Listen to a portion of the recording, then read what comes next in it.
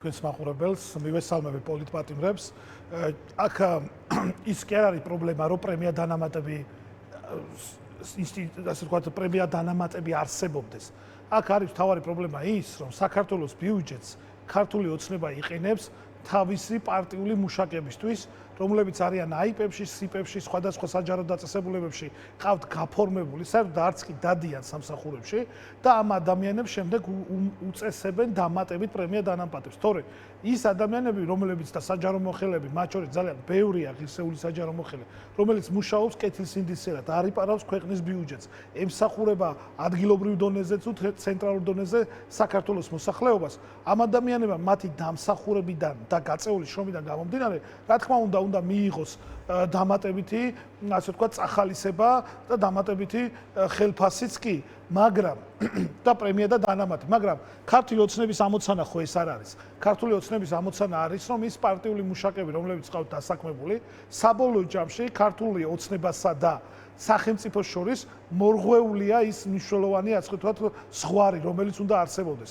ქართულმა ოცნებამ ბიუჯეტი აქცია პარტიულ ბიუჯეტად. პირდაპირ მნიშვნელობით შეგვიძლიათ ეს. და აქაც ამ რისკებს ხედავთ? ამ რისკებს არა, მხოლოდ ამას ემსახურება ეს. ყოველწლიურად ზრდიან როგორც შტატით დასაქმებულ ადამიანებს, ასევე შტატგარეშე დასაქმებულ ადამიანებს, ათეულობით და ასეულობით მილიონი იხარჯება ყოველწლიურად დამატებით ამ, ასე ვთქვათ, რესურსებზე. ეს არის პარტიული ადამიანები. თქვენ შეგიძლიათ გადაამოწმოთ, გამოითხოვოთ ინფორმაცია, ამ ხელა დაფინანსება აქვს ბიუჯეტისგან პარტია ქართულ ოცნებას და სახელმწიფო ფონდში რამდენი თანხა მიდის. მინიმალურზე მინიმალურია, თითქმის ნულს უტოლდება. რატომ?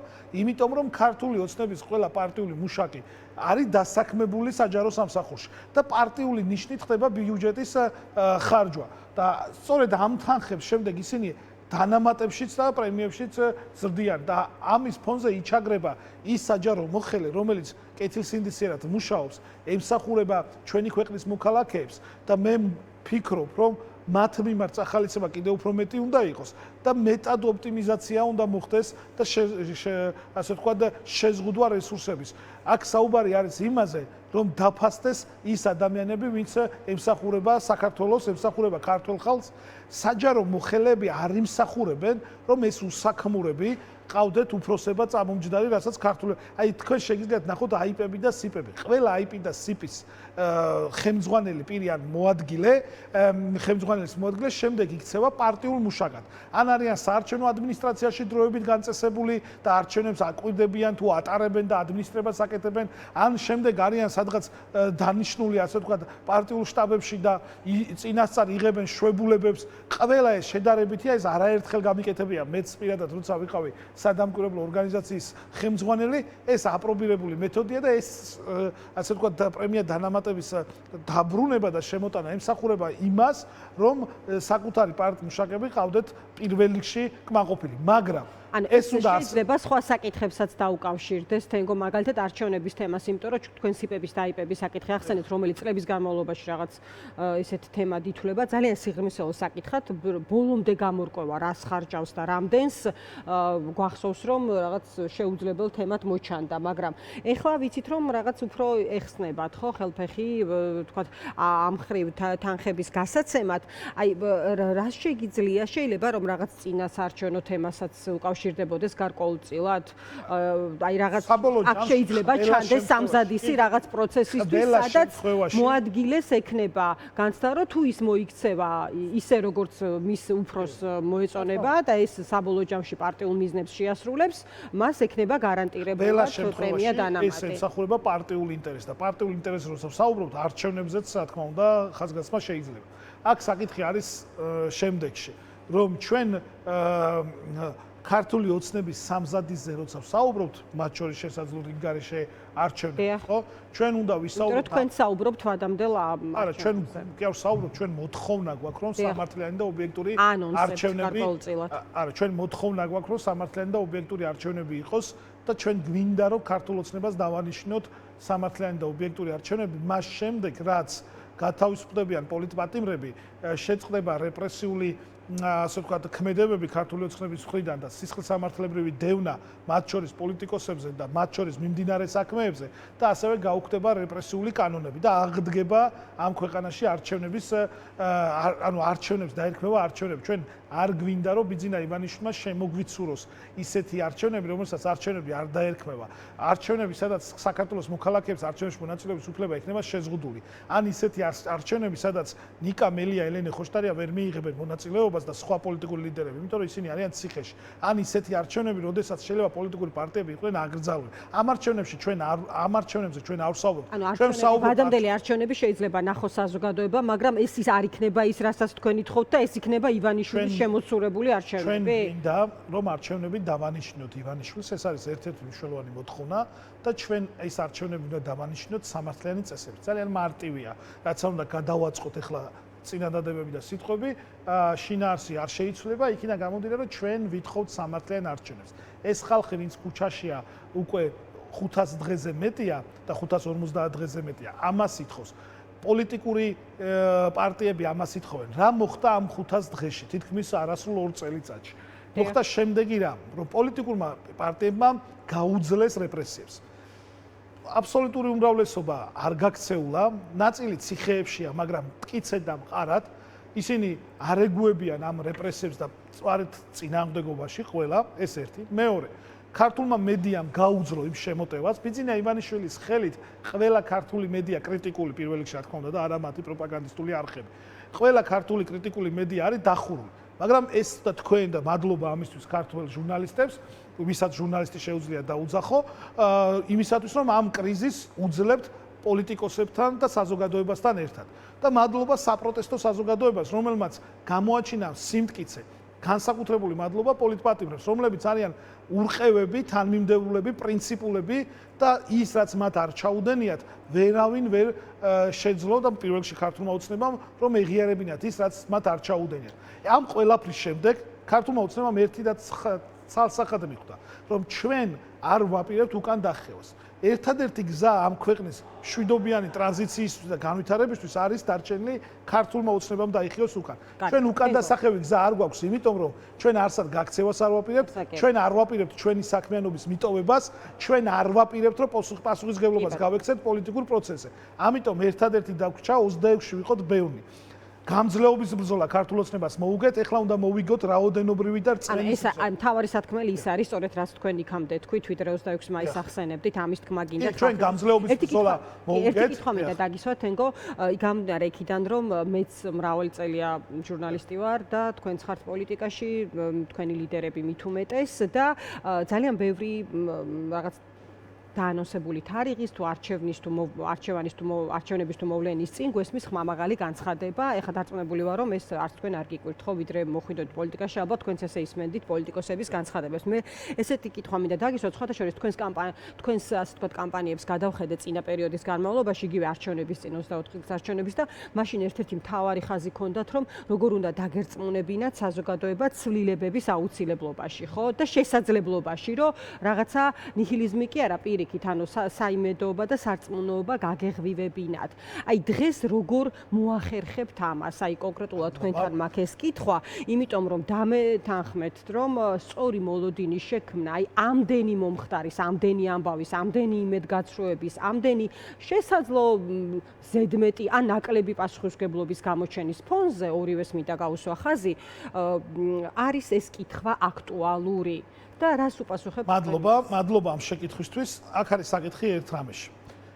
პირველ რიგში რწმენა უნდა დაიბრუნოს ხალხმა. გასაგებია რომ ნიჰილიზმით შეიძლება არსებობდეს. გასაგებია რომ ამ ბრძოლაში დაიღალა ხალხი, მაგრამ ერთი რაც მინდა ხაზგასმით თქვა, ჩვენ ქართულ ოცნებას გამძლეობის ბრძოლა მოუგეთ. და ეს ჩანს იმით, რომ ქართულმა ოცნებამ დაიწყო ცალი ხელით, რა თქმა უნდა არასრულად, მაგრამ მოძალადეების დასჯა. ანუ მას სხვა გზა არ აქვს, იმიტომ რომ ჩვენ ვერ გვანადგურებს ფიზიკურად და ვერ გვახევნებს უკან. როგორც ბელარუსში იყო მაგალითად, სადაც ოპოზიციამ სრულად დატოვა საქართველო, ხო? საქართველოში აბსოლუტურმა უმრავლესობამ ოპოზიციის ლიდერებისა საქართველო არ დატოვა. ეს ერთი. მეორე, წინასაარჩევნოდ ჩვენ რა განცხადებას და განცდაც ჰქონდა, ყველა ის საკითხი, პირველ რიგში არჩევნების მოგებასთან დაკავშირებით. მე ღრმათ ვარ, რომ ოპოზიციამ ერთად არჩევნებში გაიმარჯვა, უფრო მეტი წინაზე არ ხმა. გვინდა, ამდენი დრო არ არის, მას გავაგზებ ფორმატიდან გადავალ. გამომდინარე, რატო უნდა ანუ მოვიდეს ის შემდგომ პროცესები 26-ში, ვილაპარაკოთ. რატო უნდა მოვიდეს 26-ში ადამიანები? ჩვენ გამძლეობის ბრძოლა მოვიგეთ, ეხლა უნდა ვაჩვენოთ ქართულ ოცნებას, რომ შეიძლება ამ ბრძოლაში ადამიანები იყვნენ დაღლილები ნიჰილიზმში. მაგრამ უნდა ვაჩვენოთ, რომ არ ვართ დაღლაზე კი არ ვართ გამახვილება, თქვენ სტრატეგიებზე მესაუბრეთ. ვართ ძალიან ბევრნი, ქართულ ოცნებაზე მეტნი და ძალიან ბევრნი იმდენი, რამდენიც ვიყავით ნოემბერში და დეკემბერში, იმდენი, რამდენიც ვიყავით რუსული კანონების გაპროტესტების დროს, იმდენი, რამდენიც ვიყავით 9 მაის 2023 წლის, როდესაც ორივე მხარე ესე ვთქვათ, მტკვრის სანაპიროს იყოს ხალხით სავსე, ჩვენ უნდა ვაჩვენოთ, ვართ ბევრნი და თუ ამას ჩვენ ვაჩვენებთ, ეს იქნება კიდევ ერთი მნიშვნელოვანი ახალი ენერგიის მიმცემი, რომ დაიწყოს ახალი პოლიტიკური შეტევა ქართულ ოცნებაზე და მე ღრმად ვარ დარწმუნებული ამას შევძლებთ. მიუხედავად იმისა, რომ ამასთან დაკავშირებით რა განწყობა არ უნდა გქონდეს საზოგადოებაში, იმ ნაწილს, საზოგადოების იმ ნაწილს, რომელიც ქართულ ოცნებას უჭერს მხარს და მეცაც გეტყვით, ქართული ოცნების ამომრჩეველიც არ იმსახურებს იმას, რომ ყავდეს ქართული ოცნება ხელისუფლებაში. არ იმსახურებს, რომ ქართულმა ოცნებამ მართოს, იმსახურებს უკეთეს და ქართველი ხალხი იმსახურებს უკეთეს. ანუ პოლიტიკური შეტევის დასაწყისია. მართლა მაინტერესებს გახდეს პოლიტიკის ეს დღეები სხვა თემებით იყო მოცული, ამიტომ ეს სიღრმისეულად სამწუხაროა სხვათა შორის ყველა სხვა თემა უნდა გააერთიანოს 26 მაისს. არა, პატრიარქის არჩევნებს გავსაგებია, ხო, მე მეგონა სხვა თემებს ინტრონიზაცია და ასე შემდეგ. და ეს ფასების საკითხი, სიღარიბე 26 მაისს სიღარიბის გასაპროტესტებლად უნდა გამოვიდეთ. ბავშვებს როცა წამალს არ აძლევენ და ბავშვების სიცოცხლეზეა საუბარი, 26 მაისს ამის გასაპროტესტებლად უნდა გამოვიდეთ. სოციალური საკითხები თქვით და დევნილების პრობლემა, რომელიც საქართველოს მოსახლეობას 30 წელია ვერავინ ვერ გადაუჭრა. ამის გასაპროტესტებლად უნდა გამოვიდეთ და აუცილებელია გამოვიდეთ. იმ უსამართლობის გასაპროტესტებლად უნდა გამოვიდეთ, რომელიც არის ამ ქვეყანაში. იმ კრიმინალის გასაპროტესტებლად უნდა გამოვიდეთ, რომელიც ყოველ დღე ჩვენ ამ ქალაქში ვცხოვრობთ და გვესმის. ყოველ დღე ამ ქალაქში კრიმინალები, ბანდფორმირებები ერთმანეთს ეცვიან. ხან რესტორანში, როგორ ყველა ქართულ ოცნებასთან დაკავშირებული და ალბათ გაგიგიათ. ხან კლუბში, ხან რესტორანში, ხან ქუჩაში. ეს უნდა დასრულდეს. საქართველოს მოსახლეობა არ იმსახურებს ქართულ ოცნებას. ქართველი ხალხი იმსახურებს უფრო მეტს და ეს მეტი უნდა იყოს და ჩამოყალიბდეს თავისუფალი სამართლიანი არჩევნების გზით, ვისაც ქართველი ხალხი აირჩევს. არც მასწავლებელი იმსახურებს ქართულ ოცნებას, იმსახურებს უკეთეს ხელისუფლებას, არც საჯარო მოხელე იმსახურებს ქართულ ოცნებას, იმსახურებს უფრო მეტს, ვინაიდან ის კეთილსინდისიერი საჯარო მოხელე, ვინც მუშაობს 24/7-ზე და დანარჩენი ყველა იპარავს, აი ბაღების სააგენტოს ხელმძღვანელი რო ახსენეთ თქვენს მონოლოგში. აი გაგებედათ აბა ბაღების სააგენტოს ხელმძღვანელზე რამე აუგი გეთქვათ თბილისის მერიაში. გაგებედათ ეგრევე გაუშვებდნენ იმ მასწავლებელს ბაღის ამღზრდელს სამსახურიდან და მერიიდან გაანთავისუფლებდნენ თანამშრომლებს. ის ნაძირალა, რომელმაც მოპარა ბავშვებს ფული, არაკაცი ნაძირალა და გაქცეულია ეხლა ამერიკაში, როგორც ამბობ. ბავშვებს პარავენ საჭმელს. პენსიონერებს პარავენ უფასო ულუფას. სამხედროებს პარავენ იარაღის და თავდაცვის ფულს. ყველა ვინ დარჩათ, რომ ფული ამათმა არ მოპარეს. გზების ფულს იპარავენ, საჭმლის ფულს იპარავენ, პენსიებს იპარავენ, ჯარისკაცებს ფულს პარავენ, პოლიციელებს ფულს პარავენ, მხოლოდ მოძალადეებს ახალისებენ, ნაძილებს. აი ის რეალობა, რომელსაც თქვენ აღწერთ, თქვენ როგორც ცალკეული პოლიტიკოსი, თქვენი პოლიტიკური ჯგუფის სხვა პოლიტიკური პარტიების წარმომადგენლები, ეს მიუთითებს ძალიან რთულ ვითარებას, ხო? ეს ასევე მიუთითებს იმაზე, რომ მოქალაქე ძალიან მარტივად უნდა აყენებდეს საკითხს ამ რეალობის გათვალისწინებით, თუმცა თქვენ აი გულწრფელად მაინტერესებს, როგორ ფიქრობთ, აი რა აკლდება პროცესს აიმისოთ, რომ ეს საკითხი, რაზეც ლაპარაკობთ, აი ახსენეთ რეპრესია, რომელსაც გაუძლეს ლიდერებმა ციხეში ისხდნენ, აღარაფერს გაუძლო რეპრესიებს, ყველა. კი, მაგრამ თქვენ ხა პოლიტიკური ჯგუფის წარმომადგენელი ხართ, აი როგორ უნდა მოხდეს ამის გადატანა კიდევ უფრო მეტად გაზრდილ ელექტორალურ მხარდაჭერაში, იმიტომ რომ ვადამდელ არჩევნების მოთხოვნას თქვენ მუდმივად ლაპარაკობთ და ანონსებთ და ასევე ამბობთ, რომ არ არის გამორიცხული, რომ ივანიშვილმა გაათამაშოს არჩევნებიც, ხომ? მისი წესებით. აი ამას როგორ ხვდებით? მოახერხეთ ამის გადატანა ელექტორალური მხარდაჭერის, თქვათ, გაზრდაში, დაიკლო, მოიმატა, აი რა არის თქვენი დაკვირვება, თუნდაც იმ შეხვედრების გათვალისწინებით, რომელსაც თქვენ მართავთ ამა თუ იმ რეგიონში? არსებობს კვლევა, სხვადასხვა ნიკა გვარამიამ ეს კვლევა ნაწილი თუ ერთი სლაიდი გაასაჯაროა და არსებობს კვლევა, სადაც ქართული ოცნების ხელისუფლებაში მოსვლისდან პირველად მოხდა ის, რომ 9 პუნქტით ოპოზიცია გაერთიანებული ამ შემთხვევაში ესეა ჩაშლილი იმ სლაიდში და ცალ-ცალკეც მათი ჯამიც უფრო მეტია ვიდრე ქართული ოცნების ხმები. აქ საუბარი არის შემდეგ რამაზე. ჩვენ უნდა დავიბრუნოთ რწმენა და დაუბრუნოთ პირველ რიგში ხალხს რწმენა, რომ ჩვენ შეგვიძლია ამ ადამიანების, ამ ბანდიტების ხელისუფლებიდან ჩამოცილება. და 26 მაისი ემსახურება ამასაც, რომ ერთმანეთში გავზარდოთ და გავამტკიცოთ ეს რწმენა. ძალიან ბევრი ვიქნებით, მე ამაში ვარ ღრმად დარწმუნებული, ძალიან ბევრი ვიქნებით და ეს რას ნიშნავს? ამ რწმენის გაძლიერება რაზე იქნება დამოკიდებული? რაოდენობის ჩვენებაზე, შეტევის სტრატეგიის მოყოლაზე, გამხელაზე თუ რაზე კონკრეტულად? რა თქმა უნდა, და ის სტრატეგია რაც არსებობს ოპოზიციაში, ეს ამ სტრატეგიას მივხვებით. პირველი სტრატეგია იყო ბოიკოტი და დელეგიტიმაცია, ეს მიღწეული იქნა 100%-ით. არავინ 2 წლის თავზე, აი სომხეთში რო იყო ირაკლი კობახიძე, ვინმე ჩამოართვა ხელი, ზელენსკი შეხვდა და ამას კონკრეტული ამოცანები და მიზნები ჰქონდა. არც ერთ ლიდერს 2 დღე იმყოფებოდა სომხეთში, მსოფლიოს ყველა ლიდერი იქ იყო, კანადის პრემიერ-მინისტრიც კი, არავის მისთვის ხელი არ ჩამოურთმევია. 760,000 ადამიანი არ მივიდა არჩევნებზე. ანუ ეს ოპოზიციურად განწყობილი ადამიანებია. ოპოზიციურად განწყობილი ადამიანებია. შეგიძლიათ ნახოთ შედეგები, 2,100,000 იყო, 1,400,000 მეტ, არა გავაგზავნე. ეს ნაწილი 100-ით 0 მოუგეთ ქართულ ოცნებას, ეხლა ქართულ ოცნებას ძალა აქვს და სადარბაზოში თუ დაახვედრა ტიტუშკები რომელიმე პოლიტიკოს და ფიზიკურად გაუწორდა, ამას წინ ვერავინ ვერ აღუდგება, ვერ ასოს. ან ის 10,000-ობით ოპოზიციონერი ამომრჩევას თუ ტელეფონზე დაურეკავს, ვინმე და აგინებს და სიტყვის შეურაცხყოფს, ეს როგორ უნდა პრევენცია მოახდინოს ოპოზიცია. მაგრამ ჩვენი ერთადერთი პრევენცია არის მასობრიობაში. თუ გამოვალთ ბევრი და ბაჩვენებთ ძალას, ქართულ ოცნებას მოუწევს უკან დახევა. თუ არ ვიქნებით ბევრი, უნდა ვცადოთ იმდენჯერ, რამდენჯერაც ამისთვის ეს იქნება საჭირო. ვინაიდან ბრძოლა იქნება ბოლომდე, არსად გაქცევას არ ვაპირებთ. ქართულ ოცნებას აქვს იმედი, რომ ჩვენ გავიქცევით. არ ვაპირებთ არსად გაქცევას. ბრძოლა იქნება ბოლომდე, ჩვენი პოლიტპატიმრების განთავისუფლება. თენგო რატომ მკითხეთ წორმოლოდინზე და ყოველთვის ამ კითხვას ვამ ნებისმიერი ანონსის წინ, როდესაც გარკვეულ თარიღზე საუბრობთ. ამიტომ აი ეს ასე ვიყავით, არ ვიცი ხა პარალელი რამდენად რელევანტური, ალბათ არა, იგივე 4 ოქტომბრის წინაც ვამდით ამ კითხვას, რომ შექმნილიყო, ანუ პოლიტიკოსის ვალდებულება და პასუხისმგებლობა იყო, რომ არის რომ სწორი მოლოდინი შექმნას და ამ მოლოდინს უპასუხოს და გაცრუდა, გამართლდა ეს მოლოდინი, ამასაც უპასუხოს და შემდეგ გააგრძელოს მისი პოლიტიკური ერთი წინადადებით სწორი და ლოგიკური შეკითხვა.